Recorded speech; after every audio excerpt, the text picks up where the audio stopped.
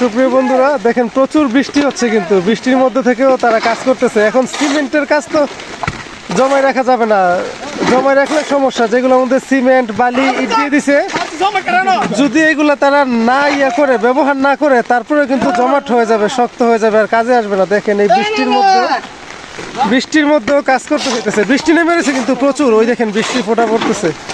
কিচ্ছু করার নাই, তারা বিপদে পড়ে গেছে। এখন এইগুলো জমা করে রাখলেও সমস্যা, না রাখলেও আরো সমস্যা।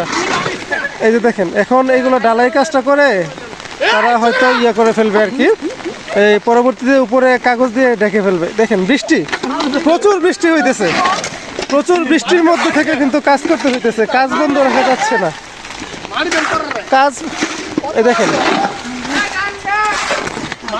একদম শিরনির মতো হয়ে গেছে অবস্থা। দেখেন এই যে আমার ভাইয়ে কত কষ্ট করতেছে, দেখেন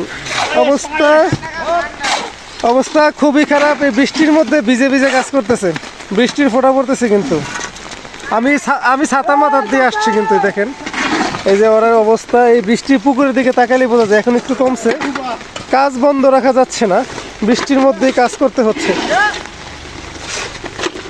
বৃষ্টির মধ্যেই কাজ করতে হচ্ছে। এই যে